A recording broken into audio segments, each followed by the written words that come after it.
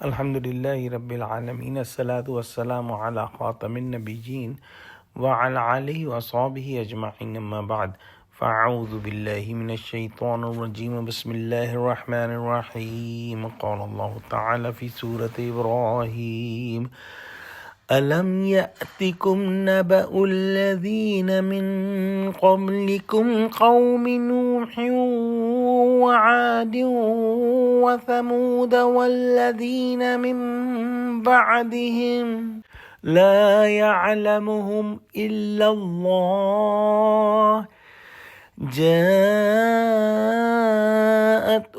رسلهم بالبينات فردوا أيديهم في أفواههم وقالوا إنا كفرنا بما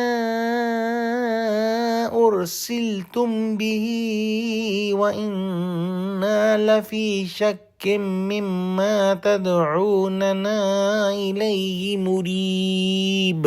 ترجمہ: بھلا تم کو ان لوگوں کے حالات کی خبر نہیں پہنچی جو تم سے پہلے تھے، یعنی نوح اور عاد اور سمود کی قوم، اور جو ان کے بعد تھے، جن کا علم خدا کے سوا کسی کو نہیں. جب ان کے پاس پیغمبر نشانیاں لے کر آئے تو انہوں نے اپنے ہاتھ ان کے منہوں پر رکھ دیے کہ خاموش رہو، اور کہنے لگے کہ ہم تو تمہاری رسالت کو تسلیم نہیں کرتے، اور جس چیز کی طرف تم ہمیں بلاتے ہو ہم اس سے قوی شک میں ہیں.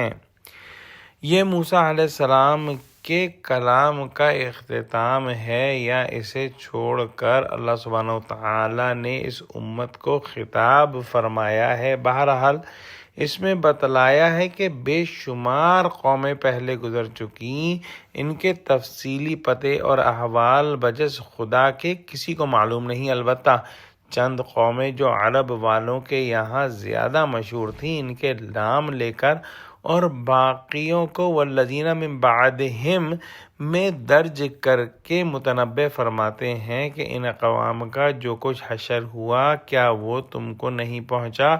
تعجب ہے، اتنی قومیں پہلے تباہ ہو چکیں اور ان کے حال سے ابھی تک تمہیں عبرت حاصل نہ ہوئی. کفار کا یہ شیوہ رہا ہے کہ وہ نبی کی دعوت کو جھٹلاتے، اور علماء نے مختلف انداز بیان کیے ہیں، یعنی غیظ سے اپنے ہاتھ کاٹنے لگتے، یا پھر انبیاء کی باتیں سن کر فرتے تعجب سے ہاتھ منہ پر رکھ لیتے، یا ہاتھ منہ کی طرف لے جا کر اشارہ کرتے کہ بس اب چپ رہیے، یا ہماری اس زبان سے اس جواب کے سوا کوئی توقع نہ رکھو جو آگے آ رہا ہے.